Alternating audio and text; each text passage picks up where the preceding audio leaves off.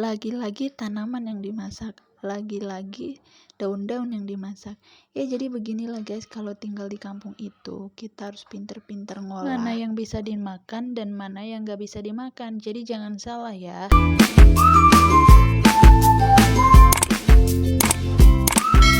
Kali ini aku mau masak urap. Jadi urapnya di sini tuh aku pakai daun-daun yang ada di kebun ya. Kayak ini nih, ini daun kenikir namanya. Jadi kalau di tempat aku namanya cikruk. Kalau di tempat kalian kira-kira apa ya guys namanya? Karena setiap daerah itu beda-beda. Dan ini aku pakai juga krokot. Jadi di sini namanya krokot. Kalau di tempat kalian namanya apa ya guys? Karena setiap daerah itu beda-beda. Ini di sini tuh banyak banget. Terus aku di sini nyari juga ini tuh namanya kalau di tempat aku jongeh. Gak tahu kalau di tempat kalian namanya apa. Aku nggak ngerti. Kalau di sini tuh jongeh kayak gini ya guys. Ini juga bisa dimakan. Biasanya tuh suka aku tumis, tapi kali ini mau aku campuran buat urap. Jadi urapnya itu di sini macam-macam. Ada daun kenikir, terus daun yang tadi kuning-kuning tuh aku nggak tahu namanya apa. Terus ini jonge. Abis itu nggak tahu nanti aku mau nyari yang lain lagi. Ini tuh aku masih nyari-nyari banyak ya karena harus telaten. Jadi aku suka banget makan sayur-sayuran. Aku lebih suka makan sayuran itu sayuran mentah atau yang ditumis-tumis atau yang direbus. Kalau untuk sayuran yang berkuah, jujur aku emang kurang suka ya, kurang cocok. Apalagi kalau buat lauk sama nasi aku nggak suka. Kalau digadoin masih mending lah ya, tapi kalau buat lauk aku nggak suka. Jadi di sini nih aku dapat banyak banget nih guys, lumayan kan.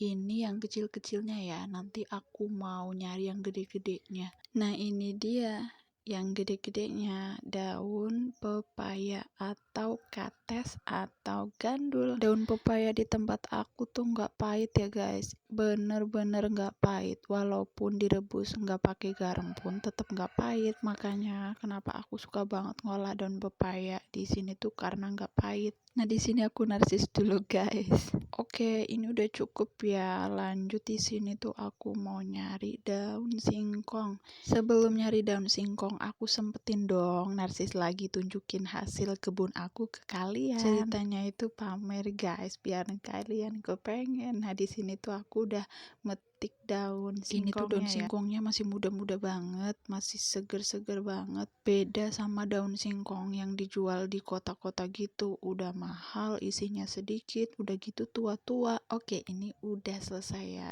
Nah, aku di sini mau lanjut ngolahnya. Sebelum diolah, aku petik-petikin dulu. Nah, ini menurutku sesi paling ribet ya, paling lama makan waktu, yaitu metik-metik. Di sini tuh aku skip videonya biar kalian tuh nunggunya nggak terlalu lama. Oh ya guys, kali ini aku ngerebusnya mau di kayu bakar aja ditunggu.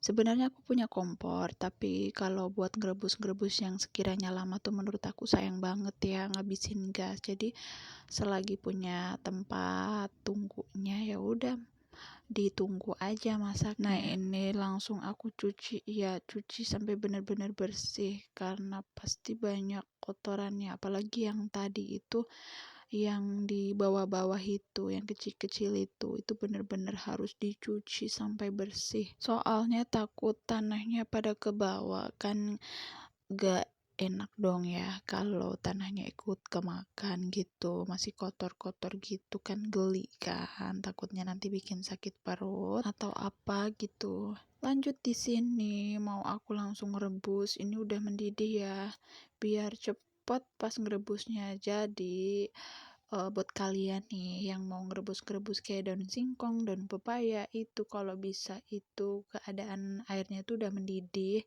jadi itu daunnya masih hijau tapi udah empuk. Kalian jangan salfok sama panci aku ya guys, ini bener-bener hitam banget ya. Wajar sih hitam, ini tuh udah sering aku bersihin, udah sering aku sikatin juga pakai serabut-serabut besi gitu, tapi tetap aja ya namanya masak di kayu bakar itu pasti nggak wajan, nggak panci, semua pada hitam. Tapi untuk peralatan masaknya itu aku bedain ya, Yang buat di kompor sama buat di kayu bakar itu beda. Soalnya kalau dicampur-campur itu pasti hitam.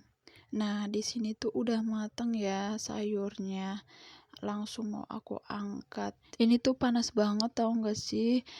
Makanya tuh tadi kenapa aku pergi itu karena panas banget di deket api, aku nggak kuat.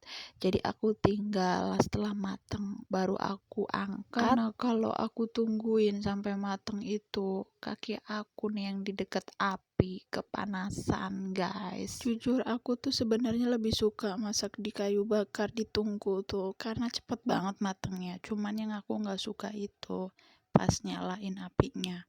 Kadang susah banget, kadang mati-mati juga, itu bikin emosi. Oke guys, sesi ngomel-ngomelnya udah selesai ya. Sekarang tinggal nyiapin bumbunya. Aku di sini pakai bumbunya itu bawang merah, bawang putih, cabai merah sama rawit. Juga aku tambahin terasi biar enak. Terus untuk kelapanya di sini aku blender ya, karena tuh aku nggak punya parutan. Parutannya tuh udah rusak. Terus aku belum beli gitu, lupa kalau ke pasar itu lupa mulu setiap mau beli. Nah, jadi aku blender. Untuk hasilnya ya begitulah ya, kayak bubur namanya juga di blender ya kan. Terus di sini langsung aku tumis-tumis bumbunya sampai wangi. Jangan lupa terasinya cemplungin, terus tinggal tambahin garam, penyedap sama gula. Untuk urap kali ini aku emang sengaja bikinnya itu yang simple dan yang gampang, nggak mau yang neko-neko. Yang penting mateng ya guys. Oke. Terus di sini langsung aku masukin kelapanya. Aku aduk-aduk, ini aku masak sampai kadar airnya tuh tinggal sedikit. Walaupun kelapanya itu di blender dan teksturnya itu cenderung mirip kayak bubur gitu, tapi setelah dimasak itu jadi kayak urap biasa gitu guys. Tetap kelapanya itu kayak kasar gitu, kelihatan teksturnya itu kasar. Jangan lupa terus diaduk-aduk dan jangan pakai api gede, oke guys, biar nggak gosong. Karena aku tuh pernah masak ini terus kelupaan nggak aku aduk, padahal cuma sebentar tuh udah gosong. Ini udah matang ya guys, dan ini hasilnya. Terima kasih ya guys sudah nonton videoku, bye bye.